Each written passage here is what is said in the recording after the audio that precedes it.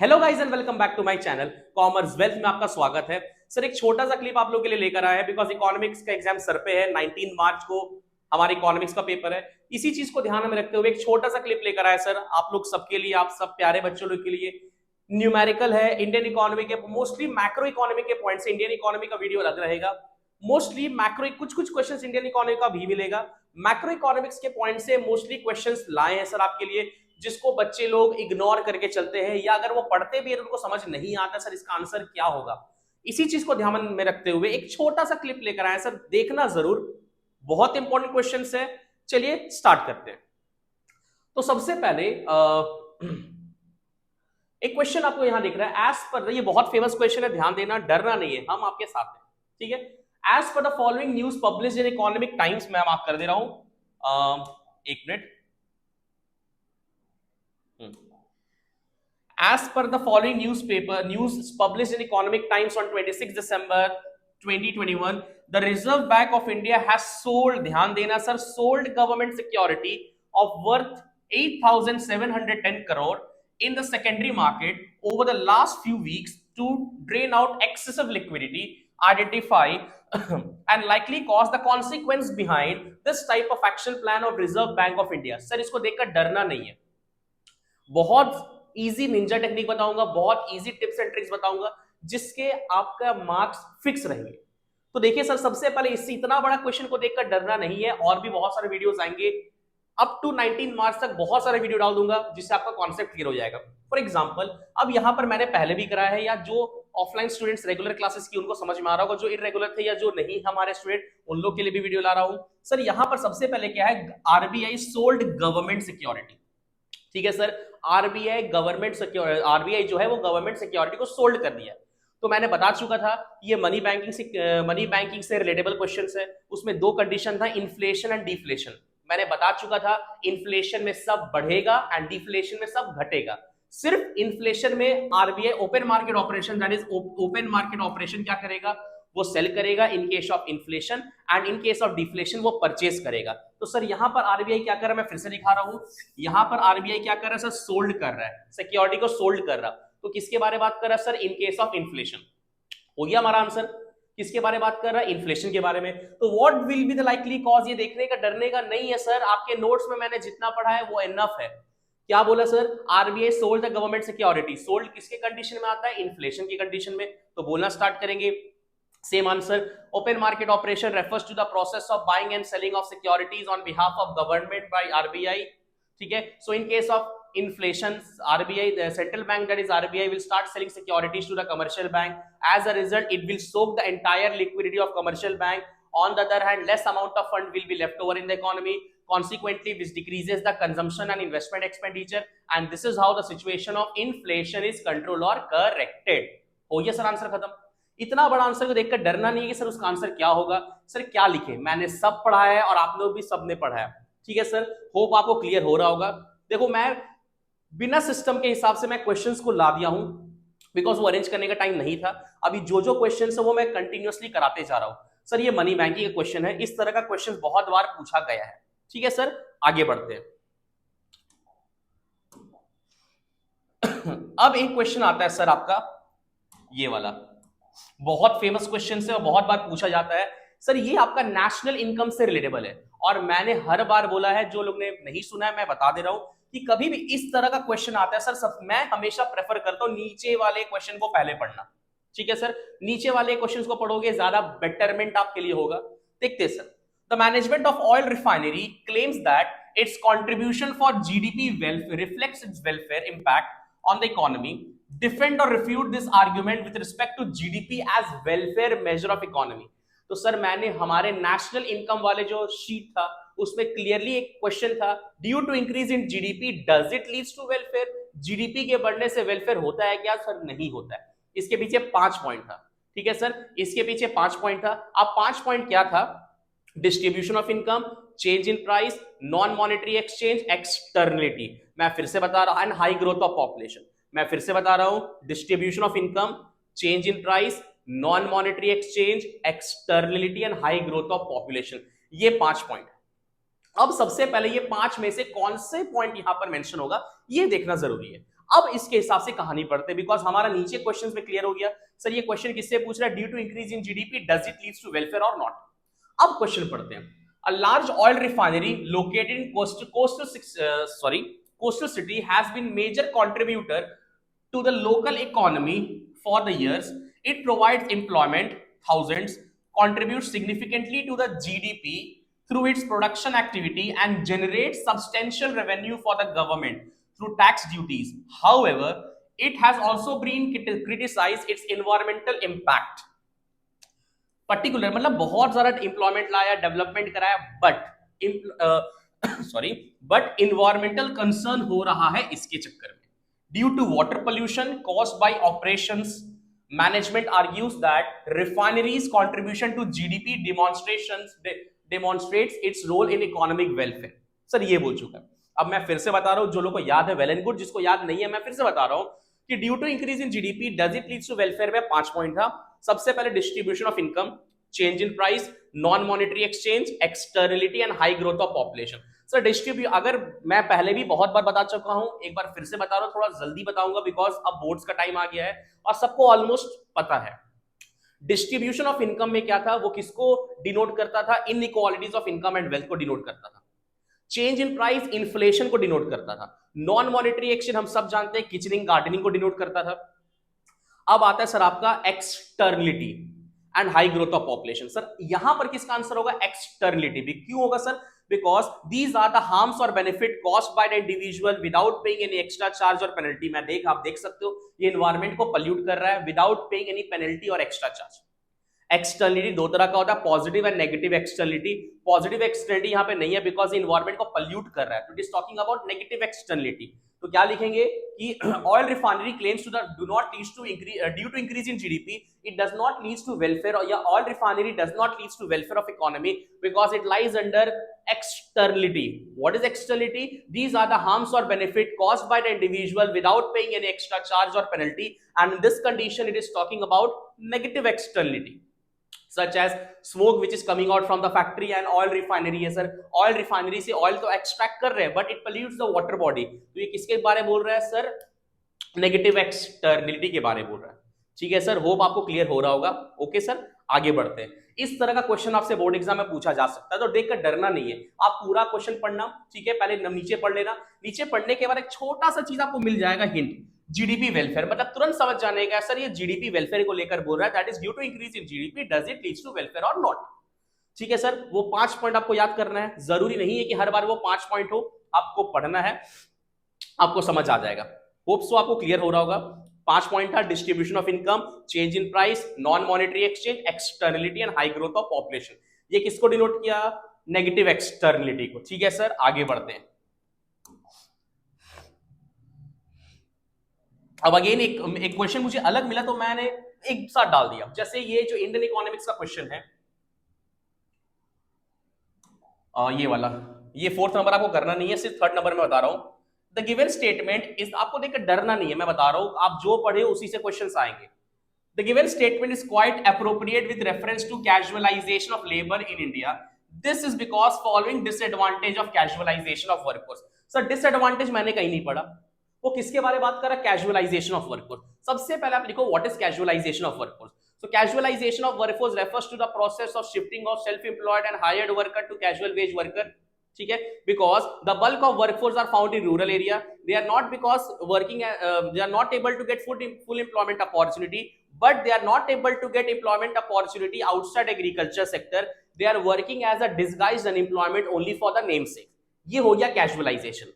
अब आपके बारे में उसके पूछ रहा है डिसएडवांटेज, आप लिख दो डिसएडवांटेज क्या है। अब इसी पॉइंट से आप 2 डिसएडवांटेज उठा लो, it is working as a disguised unemployment and they are not able to get employment opportunity outside agriculture sector, that's why they are working as a disguised unemployment. Hope आपको clear हो रहा होगा। इतना बड़ा paragraph देखने का जरूरत नहीं है, वो किसके बारे में बोला, कैजुअलाइजेशन ऑफ वर्कफोर्स। तो आप लिख देने का कैजुअलाइजेशन ऑफ वर्कफोर्स। ठीक है सर, बिना टाइम वेस्ट के आगे बढ़ते हैं। अब 4th करने का जरूरत नहीं है आपको। अब एक क्वेश्चन आता है 5th number, again, the domestic service household service performed by women are not considered as an economic activity, defend or refute। मैंने पहले भी बताया था कि ये किसके अंदर आता है, सर्विसेज फॉर सेल्फ कंजम्पशन के अंदर, एंड हाउस वाइफ लिखा हुआ है, तो यहाँ पर due to increase in GDP does it leads to welfare के अंदर में एक पॉइंट आता है नॉन मॉनेटरी एक्सचेंज। किसके बारे में बोल रहा है, non monetary exchange, as these are services for self consumption and these are non monetary exchange, as its value cannot be measured because it is very difficult to measure its market value।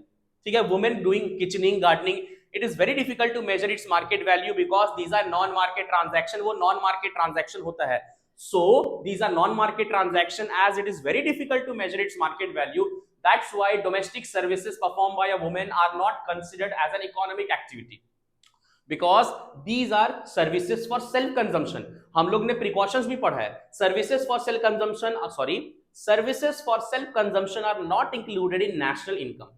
ठीक है sir, आगे बढ़ते हैं, ये सब important question जो मुझे लग रहा है मैं बताते जा रहा हूं आपको। ऐसा देखिए 6 नंबर देखते हैं, अब ऐसा क्वेश्चन बहुत सारा आएंगे तो एक हिंट के लिए आपको डाल दिया क्वेश्चन में, giving the reason why it is classified into intermediate good or final good, बताना है कि whether it is classified into intermediate good or final good। तो सर सबसे पहले computer installed in an office, ये कौन सा हुआ, फाइनल गुड्स हुआ, because it is either used for consumption और for investment purpose, and in this condition it is used for investment purpose. ठीक है सर, आगे mobile set purchase by a mobile dealer, ये कौन सा हुआ सर, ये इंटरमीडिएट गुड्स हुआ, बिकॉज अगेन कभी भी ऐसा रहेगा, डेफिनेशन याद करना, intermediate goods are those good which is either used for resale or for further production purpose, and in this case it is used for resale purpose, that's why इसको intermediate goods बोला गया। इस तरह के question बहुत सारे आने के चांसेस है, तो एक डेमो दे दिया मैं फिर से बता रहा हूं, इन दोनों को कभी भी इस तरह का क्वेश्चन आए, आपको क्लासिफाई करने का सबसे बढ़िया निंजा टेक्निक है सर, डेफिनेशन याद करो पहले, आप डेफिनेशन याद करोगे आप ऑटोमेटिकली क्रैक कर दोगे। ठीक है सर, होप आपको क्लियर हो रहा होगा। अगेन आते हैं, अगेन देख सकते हो आप क्वेश्चन रिपीट हुआ है, बिकॉज मैं फिर से डाल रहा हूं, क्वेश्चन रिपीटेड है।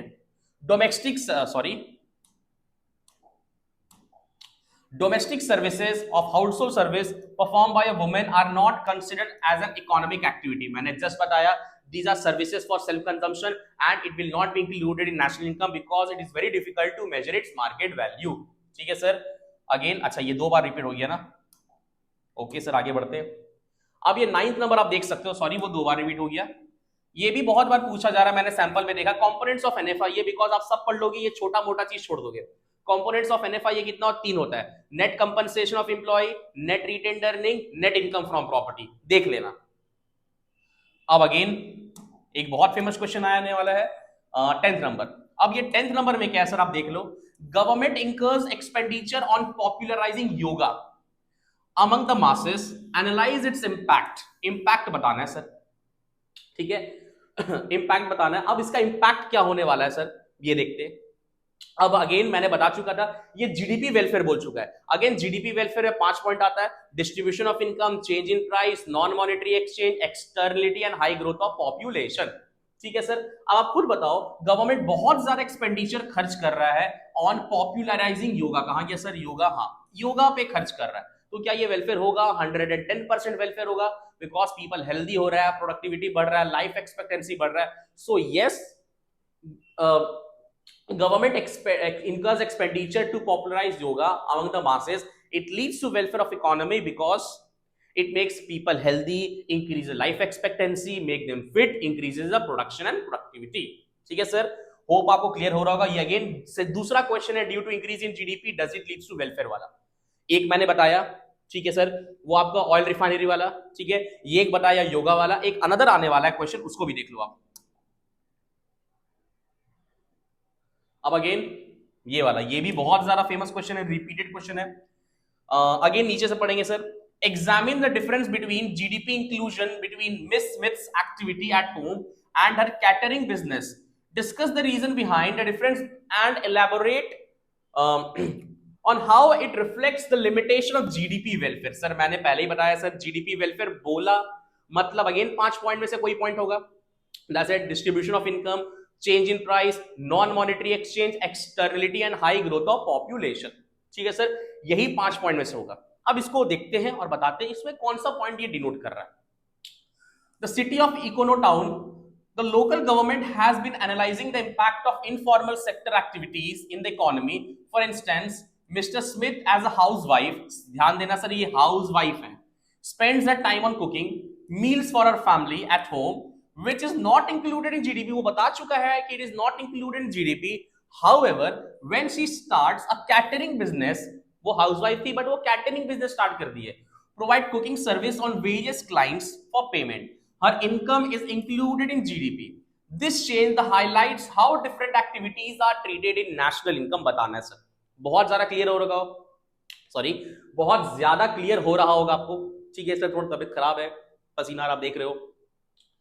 तो यहां पर क्या बोल रहा है कि मिस स्मिथ का क्या कंट्रीब्यूशन है जीडीपी में जब वो हाउसवाइफ थी एंड वो जब कैटरिंग बिजनेस करी, तब का डिफरेंस बताना है। तो सर हम सब जानते हैं किसमें आ रहा है सर, नॉन मॉनेटरी एक्सचेंज में आता है, because earlier she was working as a housewife और वो सर्विसेज फॉर सेल्फ कंजम्पशन है, as it is very difficult to measure its market value, so it is not included in national income because these she is providing services to for her purpose only. ठीक है, but for catering business she is providing services to other, so that's why it will be included in national income, but services for self consumption are not included in national income, but services to others will be included in national income. Hope आपको समझ में आ रहा होगा। For example आप घर में खुद से खाना बना रहे हो, वो इंक्लूड नहीं होता, बट आप रेस्टोरेंट में जाओगे, वहां पर आप सर्विस लोगे, इट विल बी इंक्लूडेड और not, 110% it will be included. So that's why this is the difference between GDP inclusion between Miss Smith's activity at home and catering business. ठीक है सर, होप आपको समझ में आ रहा होगा। ये अनदर तीसरा क्वेश्चन है, due to increase in GDP does it leads to welfare और नॉट। ठीक है सर, आगे आगे बढ़ते हैं। अब देखो ये फोर्थ क्वेश्चन है। अभी मैंने सबसे पहले ऑयल रिफाइनरी वाला बताया, ऑयल रिफाइनरी के बाद एक क्वेश्चन और था, मुझे याद नहीं आ रहा है, मिस स्मिथ वाला एक क्वेश्चन कराया। ठीक है, मिस स्मिथ के बाद एक और क्वेश्चन था आपका हाउसवाइफ वाला। ठीक है, हाँ तीसरा क्वेश्चन था। अब वहां पे तो सेलेक्ट करना था सर, पांचों पॉइंट कब लिखना पड़ेगा, तो ये कुछ ऐसा क्वेश्चन बताइए सर। तो आ गया सर आपके लिए question, GDP is not the best indicator for economic welfare, defend और रिफ्यूट। तो सर डायरेक्ट क्वेश्चन आया, due to increase in GDP does it leads to welfare, no, because कितने point sir, 5, distribution of income, change in price, non monetary exchange, externality and high growth of population. एकदम perfect sir, 4 marks 3 marks fix sir. Hope आपको clear हो रहा होगा। ये सब बहुत important question है जो आप लोग छोड़ देते हो, सर याद नहीं हो रहा सर, क्वेश्चंस कैसे आएंगे, तो मैंने बता दिया सर, आपके लिए अवेलेबल आ गया। ओके सर, ये हो गया पांचों पॉइंट। एक और क्वेश्चन इसी से आ सकता है कि smoke which is coming out from the factory, ऐसा कुछ इंडस्ट्री के चक्कर में इन्वायरमेंट पल्यूट हो रहा है, कुछ भी क्वेश्चन बोला जिससे इन्वायरमेंट पल्यूट हो रहा है, मतलब वो एक्सटर्नलिटी को बता रहा है। सेम कहानी पर अगर वो बोल दिया कि इनकम बढ़ रहा है जिससे इनइक्वालिटीज आ रहा है, तो वो डिस्ट्रीब्यूशन ऑफ इनकम हो जाएगा। सेम क्वेश्चन पे अगर वो बोल दिया प्राइसेस बढ़ रहा है, वो इन्फ्लेशन हो गया। सेम क्वेश्चन पे अगर बोला कि वो इन्वायरमेंट को पॉल्यूट कर रहा है, वो एक्सटर्नलिटी हो गया सर। होप आपको क्लियर होगा। 4 क्वेश्चन मैंने बता दिया, इस तरह का क्वेश्चन आएंगे, प्लीज ध्यान देना, इग्नोर मत करना। अब अगेन एक क्वेश्चन दिख रहा है सर नेशनल इनकम का, बिकॉज ये तो मेरा फेवरेट है, आप भी जानते हो। अब यहां पर क्या बोला है सर, क्वेश्चन देखते हैं। अब यहां पर ये थोड़ा सा गलत हो गया है। ठीक है, यहां पर जीवीएमपी निकाला है सर, लिखा नहीं उसने, पीपीटी बना था, मिस्टेक हो गया है। अब यहां पर मैं लिख दे रहा हूं, ये फर्म है। ठीक है, ये सैलरी करके ना, ये आपका फर्म है। ओके सर, यहां पर फर्म लिखना है, सो यह सेल्स होगा यहां पर। ठीक है, sales, again sales. Okay sir, अब आप देख रहे हो सेल्स है, मतलब ये वैल्यू एड का सम है। यहां पर हमको निकालना है कि जीवीएएमपी निकालना है सर। ओके सर, कोई दिक्कत नहीं है, अब मैंने बता चुका था जीवीएमपी निकालना है सर। ठीक है, तो सॉरी थोड़ा बड़ा कर रहा हूं, आपको समझ में आएगा। तो जीवीएएमपी, फर्म, 2 फर्म है तो फर्म ए का पहले निकालेंगे, फिर फर्म बी का निकालेंगे। अच्छा एक और, एंड नेशनल इनकम निकालना है, एनएनपीएफसी। ठीक है सर, एनएनपीएफसी निकालना है, ये बेसिक, ये पूरा क्वेश्चन है इसका। सॉरी थोड़ा इनकन्वीनियंस के लिए से, अच्छा फर्म ए का सारा चीज फर्म ए का पहले लेंगे, उसके बाद फर्म बी का बनाएंगे। सेल्स, मैं शॉर्ट लिख रहा हूं, sales plus change in stock minus IC, ये आपका फॉर्मूला हुआ। सेल्स कितना है सर, सेल्स आपका 500 है, plus change in stock, change in stock कितना दिया सर, चेंज इन स्टॉक आपका फर्म ए का लेंगे कितना है सर, 10 है, हाँ 10, माइनस आईसी, इंटरमीडिएट कंजम्पशन कितना, माइनस 200 है। ठीक है, तो 510 माइनस 200 सर कितना हो रहा है, जल्दी बताओ सर।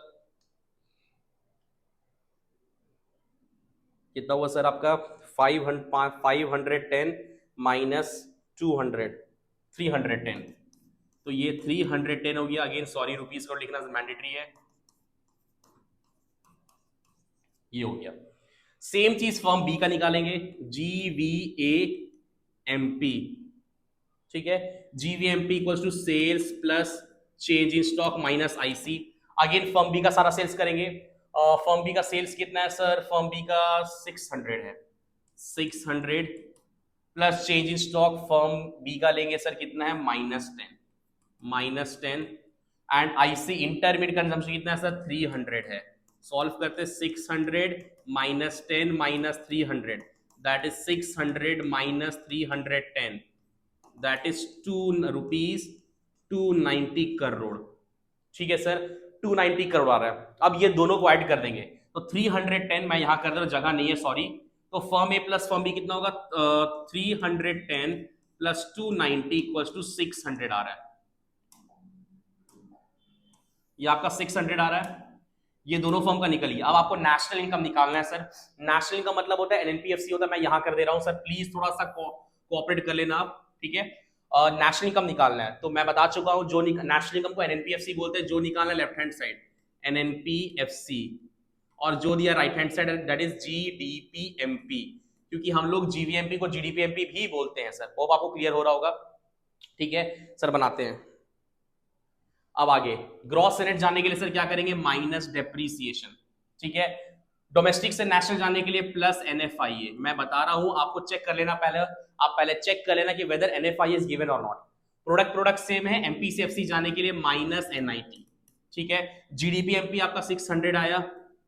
डेप्रीसिएशन सर, डेप्रीसिएशन कहां दिया है सर, डेप्रीसिएशन है 5 1 2 3 4 5 30 प्लस NFIA कहां है sir, NFIA 20 and minus NIT कहां है, net indirect tax, NIT indirect tax दिया है, सब्सिडीज भी दिया है क्या, नहीं दिया है। NFIA सेल्स है, नहीं दिया सर, ठीक है। तो मैंने बता चुका था, IT रहा तो डायरेक्ट माइनस करेंगे, सब्सिडी रहा तो प्लस करेंगे, दैट इज 80। तो यहां पर कितना हो रहा सर, बना के देखते हैं, 600 minus 30 plus 20 minus 80 510 rupees 510 crore. ये एक तरह का क्वेश्चन है जो आपको आ सकता है, प्लीज स्क्रीनशॉट ले लो। आ गया तो प्रॉब्लम हो जाएगा, तो प्लीज ध्यान देना सर। ओके सर, आप जल्दी स्क्रीनशॉट ले लो, फिर आगे बढ़ते हैं। चलिए नेक्स्ट क्वेश्चन। अब अगेन कुछ थ्योरी है, कुछ सम्स से न्यूमेरिकल मिलाकर मैं दिखा दिया हूं। अब अगेन 12 नंबर क्वेश्चन में क्या है, the real GDP and nominal GDP are two measure used for economic performance. Sir बहुत इजी, बहुत ज्यादा इजी है sir. Differentiate between real GDP and nominal GDP, जिसको हम लोग नॉमिनल GDP को national income at current price बोलते हैं एंड रियल GDP को national income at constant price बोलते हैं। लिख देने का सर। अगेन एक क्वेश्चन आता है गवर्नमेंट बजट से सर, आप देखते जाओ, वीडियो को देखते जाओ, कुछ तो बेनिफिट मिलेगा सर आपको। अब fiscal deficit, sorry fiscal deficit necessary leads to inflation comment. याद रखना, डरना नहीं है, हम आपके साथ हैं। Fiscal deficit necessarily leads to inflation, किसके बारे में बोला सर, फिस्कल डेफिसिट। उसमें इंप्लीकेशन मैंने बताया था, foreign dependence hampers the future growth, डेब्ट trap and inflation. Fiscal deficit क्यों इन्फ्लेशन होता है, because when total expenditure are greater than total receipt. लिख देने का है, इन्फ्लेशन होगा बिकॉज डेफिसिट फाइनेंसिंग कराएंगे सर। डरना नहीं है, आप जो पढ़े उसी से आएगा। वो क्वेश्चंस को थोड़ा घुमा दिया है बस, और कुछ नहीं है। आप अपना बेसिक नॉलेज इतना याद रखो। मैंने जितना शीट्स मेरे इसको चार्ट जाने का सर, प्रॉपर एकदम every bloody word of the book is important. Inflation because of deficit financing हो जाएगा सर। Next question. अगेन देखो एक क्वेश्चन आ गया आपका, अगेन GDP वेलफेयर को लेकर आया। Management of water polluting oil refinery says that oil refinery ensures welfare through its contribution to the GDP। Defend और refute the argument GDP welfare. तो again due to increase in GDP does it leads to welfare, no. 5 point बताए थे sir आपको, distribution of income, change in price, non monetary exchange, externality and high growth of population. Sir मैंने बता चुका था environment को pollute करेगा, externality कौन सा, नेगेटिव। तो सर लिख देने क्या सर आपको, due to increase in GDP does not lead to welfare, and it is talking about negative externality. These are the harms or benefit caused by an individual without paying any extra charge or penalty. ठीक है sir, जल्दी से screenshot ले लो आप लोग।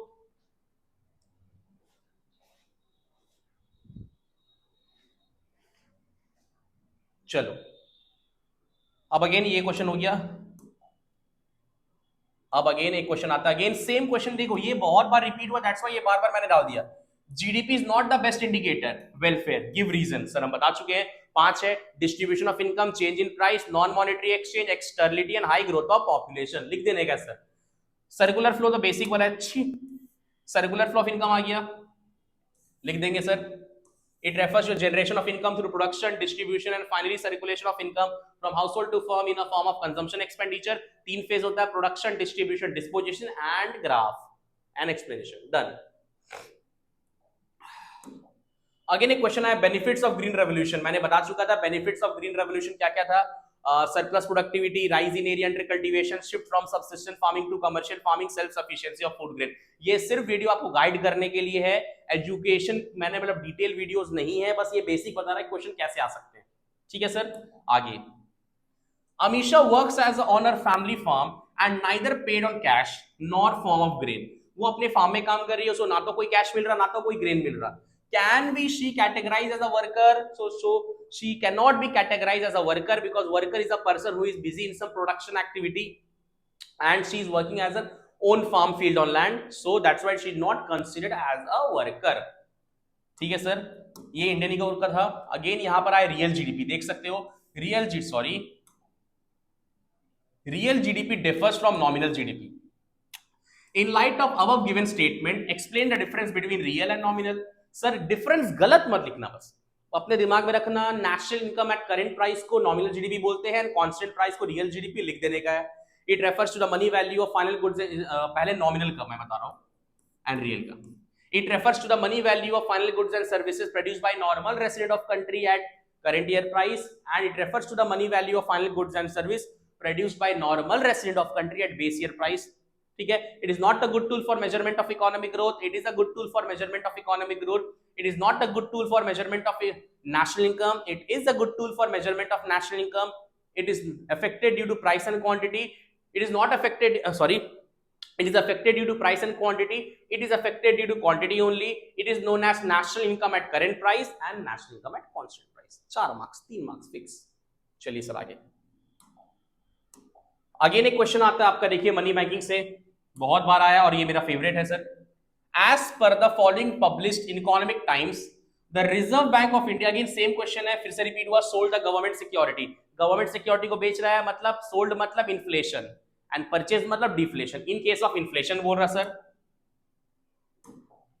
Again एक money banking से question है, money is something which is used by everyone on daily basis for variety purpose including exchange goods, service, investing. In the light of statement, explain the primary functions and secondary function। हो जाएगा sir, okay बहुत easy है।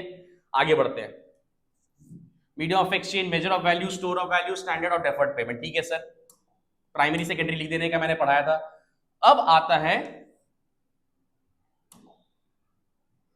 The RBI can correct the inflationary situation with the help of repo rate। Sir मैंने बता चुका था inflation में सब बढ़ेगा, डिफ्लेशन सब घटेगा। सो इन केस ऑफ कहां ये सर इन्फ्लेशन के बारे में बोल रहा है, रेपो रेट बढ़ेगा। सो मैंने बताया था, लिख देना sir. Repo rate refers to rate at which central bank lends money to commercial bank. So in case of inflation central bank will increase the repo rate and so on करके। ठीक है, time waste नहीं करूंगा। Explain the impact of Explain the impact of excess demand, how it can be minimized। मैंने बता चुका था, बहुत स्पीड बता रहा हूं सर। एक्सेस डिमांड मतलब इन्फ्लेशन, और इन्फ्लेशन में सब बढ़ेगा, मैंने बता चुका था। How it will be minimize, तो मिनिमाइज करेगा 2 तरीका था, fiscal and monetary policy. Monetary में 2 आता है, क्वांटिटेटिव एंड क्वालिटेटिव। फिस्कल में 4 आता है, government expenditure, tax rate, borrowing from public, borrowing from RBI. कुछ भी लिख देने का है, कुछ पॉइंट फिस्कल का लिखो, कुछ पॉइंट मॉनेटरी का लिखो। Bank rate, repo rate, reverse repo rate, याद रखना सब का सब बढ़ेगा मॉनेटरी पॉलिसी में। ठीक है, गवर्नमेंट एक्सपेंडिचर घटाएंगे इसमें इन्फ्लेशन में, टैक्स रेट बढ़ाएंगे, बोरिंग फ्रॉम पब्लिक घटाएंगे, बोरिंग फ्रॉम पब्लिक बढ़ाएंगे, एनआरबीआई घटाएंगे सर। बहुत मैंने बता चुका था।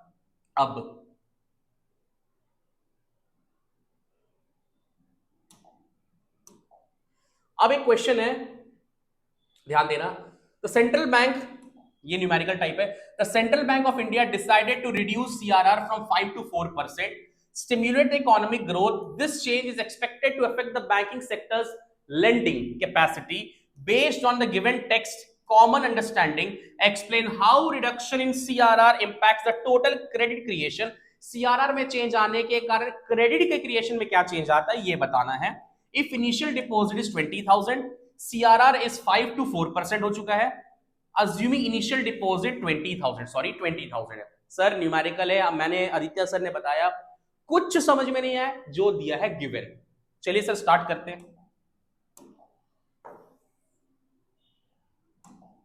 तो दो कंडीशन लेते हैं सर, पहले सीआरआर है ना, सीआरआर दो कंडीशन पहले लेते हैं सर। सीआरआर एक में सर आपका 5% है, एक में सीआरआर आपका 4% है, ठीक है सर।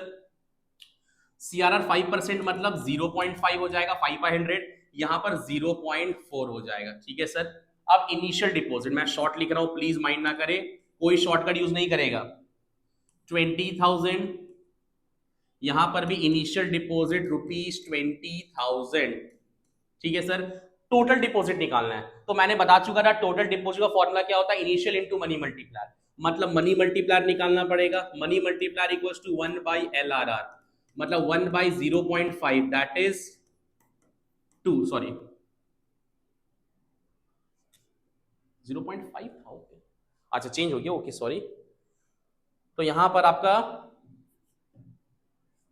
1/0.5 आएगा, ये हट जाएगा, तो 5 2 10 हो गया, ठीक है सर। ये 5 2 10 हो गया। अब टोटल डिपॉजिट निकालना है, टोटल डिपॉजिट इक्वल्स टू क्या होता है, initial into money multiplier.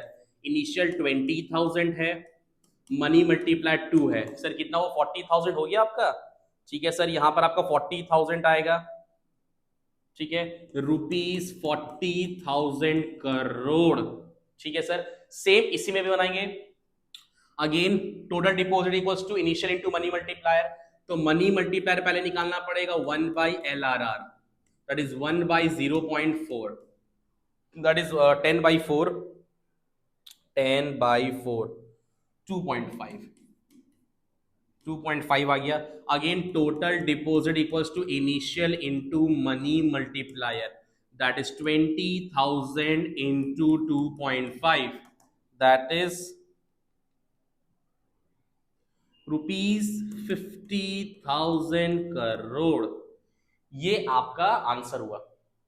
In short इससे क्या पता चला कि क्या रिलेशन रहा, तो मैंने पहले अभी एक और वीडियो डालूंगा, उसमें आपको समझ में आएगा। इसमें क्या क्वेश्चन बोला कि जब सीआरआर आपका घट गया है तो क्या इंपैक्ट पड़ेगा क्रेडिट क्रिएशन पे। तो आप देख सकते हो जब सीआरआर कम ज्यादा था तो क्रेडिट क्रिएशन वाज 40,000, लेकिन जैसे ही सीआरआर कम हुआ था क्रेडिट क्रिएशन इंक्रीज, ठीक है। ये थ्योरी में भी मैंने बताया था कि जब सीआरआर बढ़ेगा तो less amount of fund will be left over in the economy, ठीक है, एंड जब सीआरआर घटेगा तो more amount of fund will be left over in the economy. तो ये लिखने के बाद लिख देना, so it is having negative relation, या so these are the following changes will be taken place when CRR will decrease from 5% to 4%.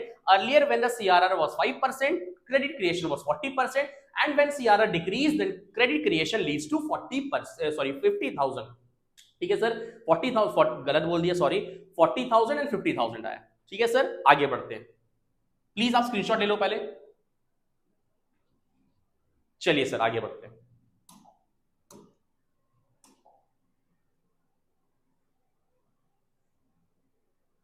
Again एक question आया सर मनी बैंकिंग से। The reserve bank of India implemented a policy to increase CRR. CRR बढ़ रहा है sir, बढ़ता कब है, inflation में। For commercial bank this change requires banks to hold higher percentage of deposit reserve with the central bank, reducing the amount available. Based on the given context, explain increase in CRR in money supply. Sir इतना बढ़िया क्या बोला, कुछ नहीं करना sir, मैंने बताया CRR के बारे में बोला। सीआरआर क्या हुआ सर, बढ़ गया, बढ़ता कब है, इन्फ्लेशन में। सो इन केस ऑफ इन्फ्लेशन लिखना है। नेक्स्ट क्वेश्चन, डरने का नहीं है सर, हम आपके साथ हैं। चलिए, ये आया फॉरेन एक्सचेंज से, बहुत इंपॉर्टेंट क्वेश्चन है सर। तो 100% आप लोग नहीं कर पाओगे, इसलिए मैं बता रहा हूं। Foreign investment in India have significantly impact on the exchange rate. Explain the effects on foreign exchange rate. Sir क्या बोला, कुछ समझ ही नहीं आया। Foreign exchange investments in India, investment कहां हुआ सर, इंडिया में हुआ। A significant impact on exchange rate, what will be the likely cause. मैंने एक कॉन्सेप्ट बताया था, अगर आपको याद होगा, इंडिया पेमेंट करेगा तो डिमांड होगा, फॉरेन कंट्री पेमेंट करेगा तो सप्लाई होगा। तो आप देख रहे हो फॉरेन इन्वेस्टमेंट इन इंडिया मतलब सप्लाई, सप्लाई हो रहा है सर। ओके सर, क्लियर हो गया। इंडिया पेमेंट करेगा डिमांड, फॉरेन कंट्री पेमेंट करेगा सप्लाई, ठीक है। अब it leads to supply, increase in supply of foreign exchange. अब ग्राफ बनाना है sir, Y axis, X axis origin, यहां लिखेंगे रेट ऑफ फॉरेन एक्सचेंज, यहां पर demand and supply of foreign exchange, यहां नॉर्मल कंडीशन बनाएंगे sir, D D is the demand curve, S S is the supply curve, यहां जे meet करेगा ये rate, ये इक्विलिब्रियम पॉइंट, ये क्वांटिटी हो जाएगा, ठीक है सर। ये बना दिए। अब मैंने बता चुका है सप्लाई बढ़ रहा, सप्लाई बढ़ेगा तो राइटवर्ड डायरेक्शन जाएगा, S S to S one S one, ये न्यू इक्विलिब्रियम पॉइंट रहेगा, ये R1 और ये Q1। तो रेट घट चुका है, मैंने बताया था एरो देना इज मैंडेटरी, आपको समझ में आएगा। तो अर्लियर आप मान सकते हो, earlier exchange rate was 80 and now it is 70। मैंने एक तरीका बताया था, ये इंडिया है, यूएस है, अब फॉरेन करेंसी का रेट घट चुका है तो इंडियन करेंसी बढ़ गया, which leads to currency appreciation. क्या इंपैक्ट ऐसा है, सॉरी क्या इंपैक्ट आया, करेंसी एप्रिसिएशन। सर लिखना कैसे होगा, due to increase in investment in India done by foreign country, it leads to increase in supply of foreign exchange. Done. Graph banana, graph को explain करना। In the given figure, y-axis represent the rate of foreign exchange, x-axis represent the demand and supply of foreign exchange, dd is the demand curve, ss is the supply curve. The point where demand curve and supply curve intersect with each other, that point is known as equilibrium point, which is denoted by E, where OR is the equilibrium exchange rate and OQ is the equilibrium quantity. So in this case, we are talking about increase in supply of foreign exchange. So the supply curve will shoot towards rightward direction from SS to S1, S1. The point where new supply curve exchange the demand curve, that point is known as new equilibrium point, which is denoted by E1. As a result, equilibrium exchange rate falls from OR to OR1 and equilibrium quantity rises from OQ to OQ1, which leads to currency appreciation.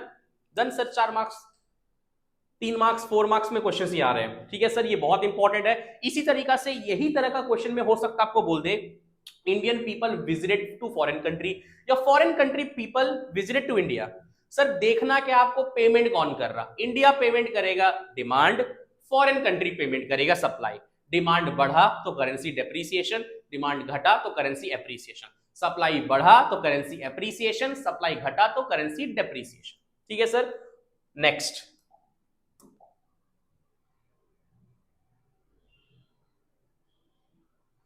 Again एक question आ रहा है sir, ये अभी just इसी तरह question मैंने बताया, credit creation is inversely related to reverse deposit ratio, explain, ठीक है, and what is term credit creation. तो पहला क्वेश्चन देखते हैं कि क्रेडिट क्रिएशन जो है वो रिजर्व रेशियो से इनवर्सली रिलेटेड होता है, एक्सप्लेन, ठीक है सर। इसको न्यूमेरिकल एग्जांपल के हेल्प से बताना पड़ेगा, ठीक है सर। यहां पर मैं बता रहा हूं, अगेन मैं 2 कंडीशन लेता हूं। रिवर्स रिजर्व रेशियो को हम लोग क्या बोलते हैं, सीआरआर या एलआरआर बोलते हैं, ठीक है सर। सपोज एलआरआर यहां पर 20% लेते हैं, यहां पर एलआरआर 40% लेते हैं, ये आपका 0.2, ये आपका 0.4 हो गया।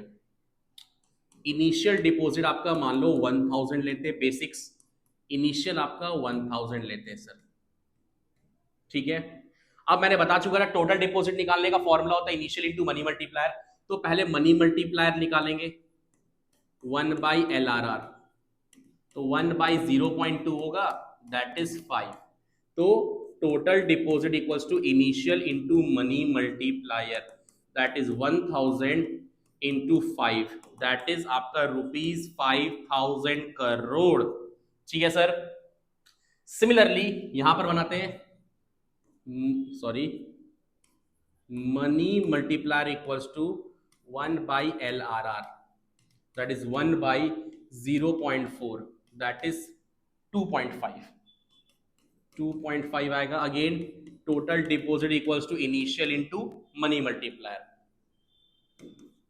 1000 इंटू 2.5 दैट इज ₹2500 करोड़। ये हो गया। तो क्रेडिट क्रिएशन का रिजर्व रेशियो के साथ कैसा रिलेशन है? नेगेटिव रिलेशन है।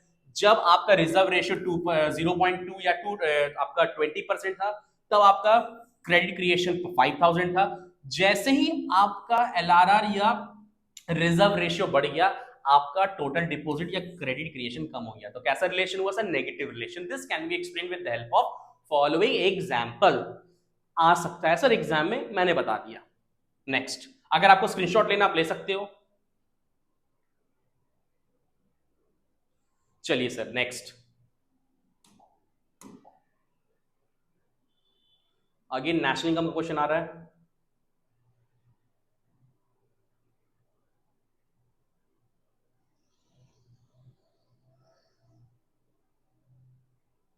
ओके सर, निकालना है, क्या बोला है? एनएनपीएफसी निकालने बोला है। ठीक है सर, निकल जाएगा आराम से। एनएनपीएफसी निकालने बोला है। सबसे पहले आप चेक करो ये कौन से मेथड से बनाना है। एक मिनट,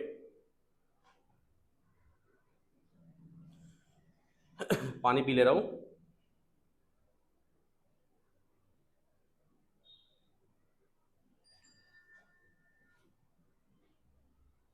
ठीक है सर, आप चेक करते हो ये कौन से मेथड से बनेगा। आप आइटम्स को देख लो सर, एक्सपेंडिचर से बनेगा। एक्सपेंडिचर में कुछ भी निकालने बोलेगा सर, सबसे पहले जीडीपी एमपी निकालना है सर। ओके सर, तो सबसे पहले जीडीपी के लिए मैं बता चुका था आपको, पहले चेक करना पड़ेगा क्या क्या आइटम दिया है। तो जीडीपी के लिए private plus government plus gross होना चाहिए। ठीक है सर, तो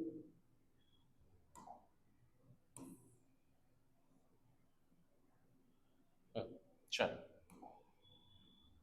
तो जीडीपी अच्छा, एक सबसे मोस्ट इंपॉर्टेंट चीज मैं बता रहा हूं, जीडीपी एमपी में क्या चाहिए? Private plus government plus gross. अगर इस ग्रॉस के साथ फिक्स्ड होगा तो चेंज इन स्टॉक ऐड करेंगे, नेट एक्सपोर्ट रहा तो प्लस, नेट इंपोर्ट रहा तो माइनस। तो पहले आपको चेक करना पड़ेगा, प्राइवेट दिया है सर, ये सर दिया हुआ है, गवर्नमेंट सर दिया हुआ है, बट ग्रॉस नहीं दिया है।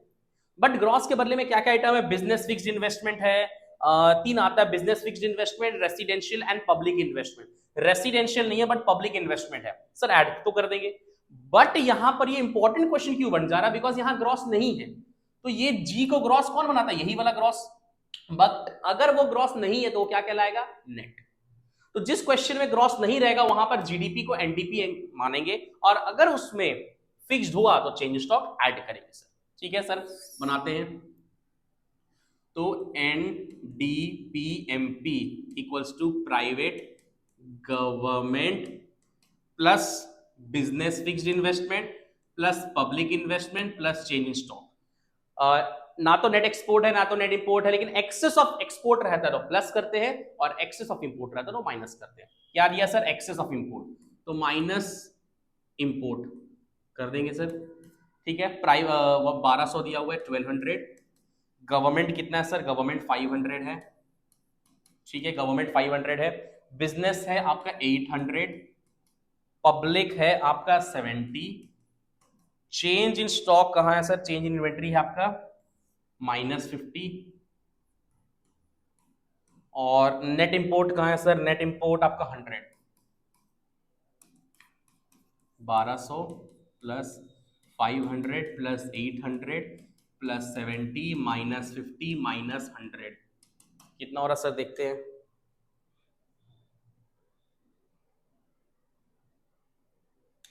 1200 प्लस 500 प्लस 800 प्लस 70 -50 -100, ₹2420 करोड़। ये हो गया सर।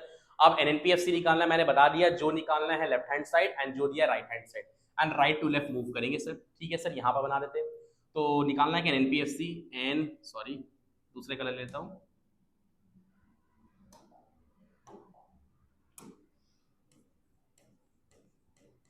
एफसी दिया हुआ क्या? जीडीपी, सॉरी एनडीपी दिया ना, एनडीपी एमपी।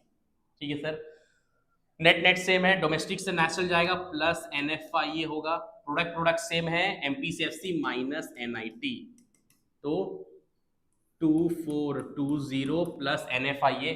NFIA कितना दिया है सर? NFIA दिया है 80 और NIT कितना दिया सर? 150। चलिए सर सॉल्व करते हैं। 2420 प्लस 80 माइनस 150,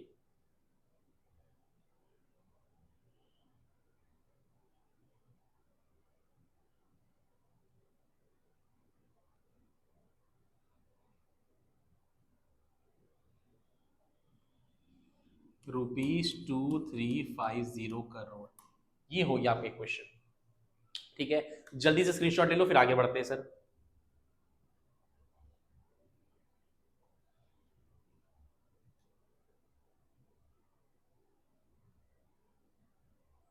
चलिए sir next.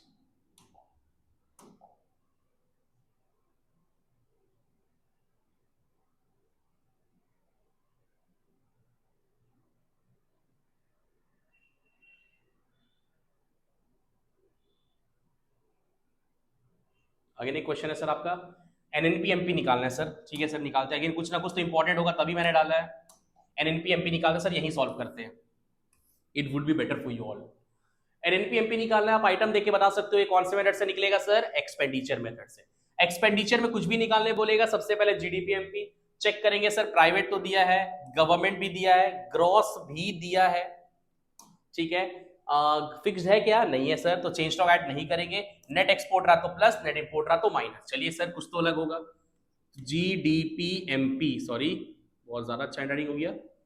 GDP-MP equals to private plus government plus gross, fix तो नहीं है, चेंज स्टॉक ऐड नहीं होगा। नेट एक्सपोर्ट रहा तो प्लस, नेट इंपोर्ट रहा तो माइनस। ठीक है सर, प्राइवेट कितना दिया? 100,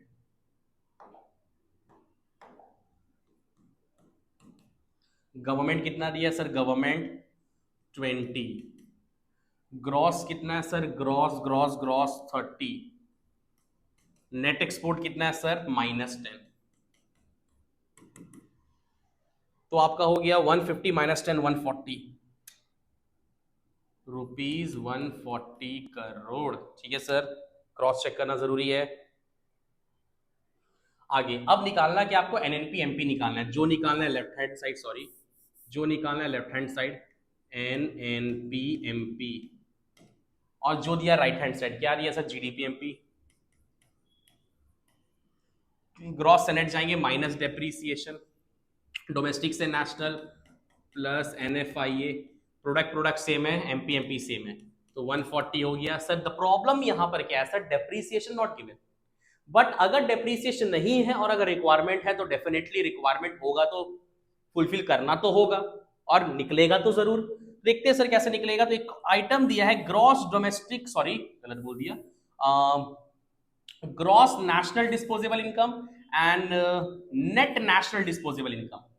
सर ग्रॉस को नेट से माइनस करने पे डेप्रीसिएशन निकलेगा? बिल्कुल निकलेगा सर, बिकॉज ग्रॉस मतलब डेप्रीसिएशन इज इन्वॉल्व, नेट मतलब डेप्रीसिएशन इज नॉट इन्वॉल्व। निकालते सर, तो 170 माइनस 145, 170 माइनस 145 25, आप चेक कर ले रहे हो 170 एंड 145 है। ठीक है sir, 170 minus 145 that is 25, minus 25 plus NFIA दिया है सर, चेक करते हैं NFIA, हाँ सर दिया है -5, तो कितना हो गया सर? -30 हो गया ना यहाँ पर, 140 माइनस 30 दैट इज ₹130 करोड़।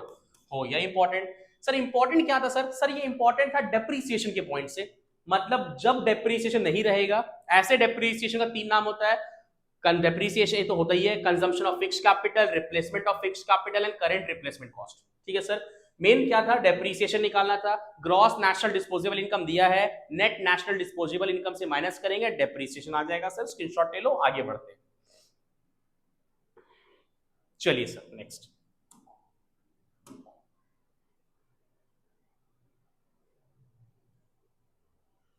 हाँ सर ये है, अगेन एक क्वेश्चन है। अब अगेन यहाँ निकालना है जीडीपीएमपी निकालना है, ठीक है सर, और फैक्टर इनकम फ्रॉम अब्रॉड भी निकालना है। अब ये निकले कैसे सर? सबसे पहले आप बताओ ये कौन से मेथड से बनेगा? इनकम की एक्सपेंडिचर, यस सर, इनकम से बनेगा। इनकम में कुछ भी निकालने बोलेगा, सबसे पहले एनडीपीएफसी निकालना है। एनडीपीएफसी का फॉर्मूला क्या है sir? COE plus OS plus MI. Okay sir, check करो सीओई दिया है, यस सर 1500 दिया है, सॉरी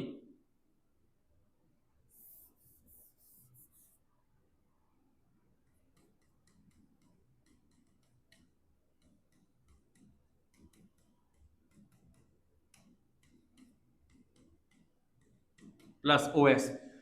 ऑपरेटिंग सरप्लस डायरेक्टली है क्या सर? ऑपरेटिंग सरप्लस नहीं है डायरेक्टली, तो क्या करेंगे? Rent royalty interest profit. Check करो, रेंट है, रेंट, हाँ रेंट है। रॉयल्टी है क्या सर? नहीं है। इंटरेस्ट है एंड प्रॉफिट भी है, ठीक है सर। एमआई चेक करेंगे, एमआई है, नहीं है सर एमआई, ठीक है। अब 1500 प्लस रेंट कितना है सर? रेंट आपका है 300, इंटरेस्ट कितना है? 400, प्रॉफिट कितना है? प्रॉफिट 500, ठीक है सर। ऐड करते हैं 1500, 700 इधर हो गया, प्लस 500, 1200,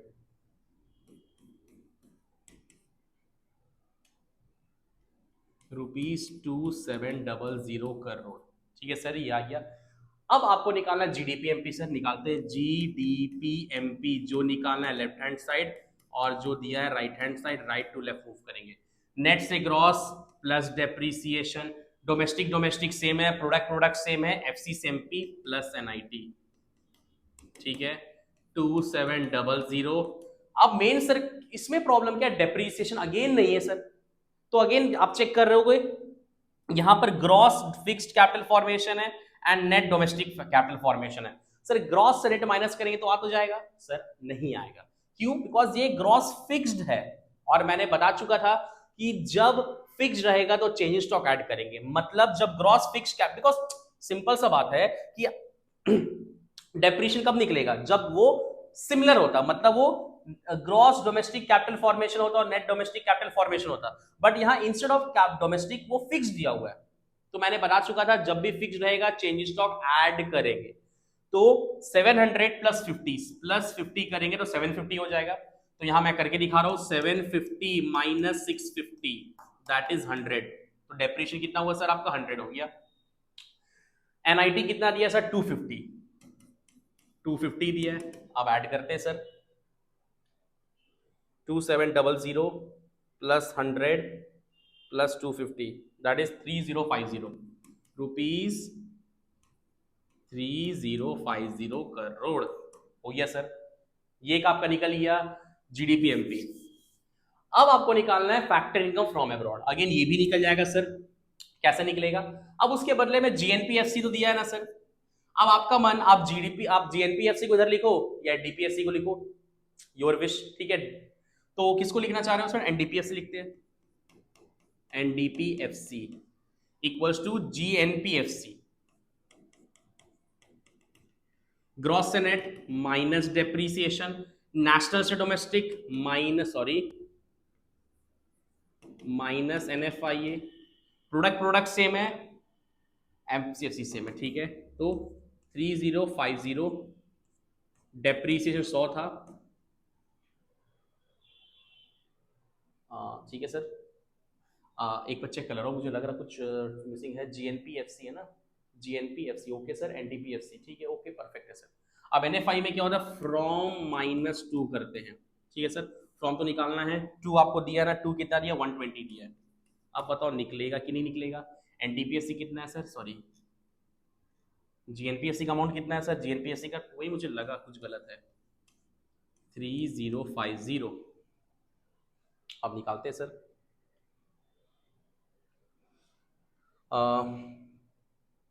2800 -100, ठीक है, -100 3050 इक्वल्स टू 2700, ठीक है। माइनस यहाँ पर हो गया अगेन -120, ठीक है सर। फ्रॉम अब्रॉड है यहाँ पे, ठीक है, फ्रॉम निकालना है ना सर आपको, ठीक है। तो यार 3050 इक्वल्स टू 2700, सॉरी माइनस करके लिख दे रहा हूँ डायरेक्ट, 2580 माइनस फ्रॉम, तो इसके अंदर भेजता हूँ।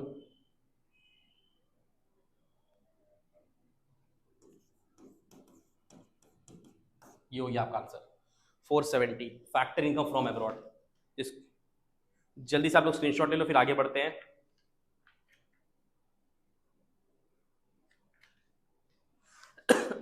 चलिए, होप आपको क्लियर हो रहा होगा। चलिए नेक्स्ट क्वेश्चन बढ़ते हैं।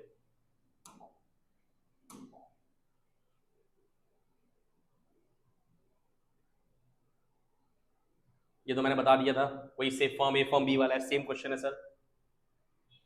एक लास्ट क्वेश्चन आपका आता है ये वाला, ये भी बहुत फेमस क्वेश्चन है, भले 1 मार्क्स का, बट हर एक चीज जरूरी है सर। आप क्वेश्चन देख के समझ में आ रहा होगा कि वैल्यू एडेड मेथड से सर, तो सर करना क्या इसमें, कैसे निकलेगा सर? तो अगेन एक तरीका है, नंबर सबसे पहले लिख देना नंबर 1 2 3 एंड 4, 4। अब हम सब जानते हैं GVAMP equals to value of output minus IC होता है, ठीक है सर। इसको मैं मिटा रहा हूं, पहले आपको समझ में आ जाएगा। GVAMP दिया है 4000 दिया सर, लिख देते हैं वैल्यू ऑफ आउटपुट। अच्छा ये तो निकला हुआ है ना आपका, अच्छा सॉरी ये नहीं निकालते, नंबर 1 है ना सर, नंबर 1 निकालते। तो वैल्यू एड को GVAMP बोलते हैं, GVAMP 4000 ऑलरेडी दिया हुआ है, ठीक है सर। वैल्यू ऑफ आउटपुट निकालना है, आईसी दिया 4000,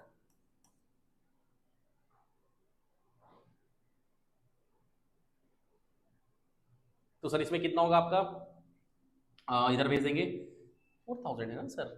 एक minute, sorry for the inconvenience, मैं देखता हूँ एक बार कुछ तो गलत है कि नहीं है, ठीक है। तो GVAMP equals to value of output minus IC, value added आपका दिया, अच्छा हाँ सॉरी मैं यहाँ देख रहा हूँ ना, तो वैल्यू एड आपका दिया हुआ है 4000, ठीक है।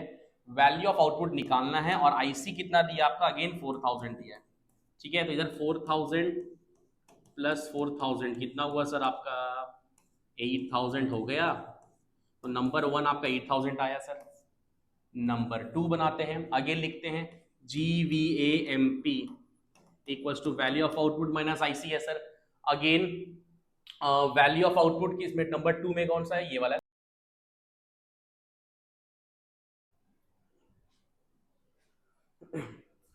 चलिए नंबर 2 बनाते हैं अब इसको। अब ये आप देख रहा हो कि ये वाला जो पार्ट है ये हॉरिजॉन्टल बनेगा, ये आपका पार्ट वर्टिकल बनेगा, बिकॉज ये टोटल बता रहा है। तो टोटल आपका 8000 आया यहाँ पर, तो 4000 प्लस 8000 प्लस 8800 दैट इज 20800, ये आपका दूसरा बन गया। तीसरा अगेन आपका हॉरिजॉन्टल बनेगा, तो लिखिए sir GVAMP equals to value of output minus IC. GVAMP that is value add कितना है सर, 800 है, वैल्यू ऑफ आउटपुट 8800 है, और आईसी आपका नहीं पता, तो IC equals to 8800 minus 800 that is 8000। तो आपका तीसरा भी आंसर आ गया 8000। अगेन फोर्थ नंबर बनाएंगे, फोर्थ को क्या करना है सर, ऐड करना है सर, अगेन बिकॉज आप देख रहे हो ये टोटल बताना है।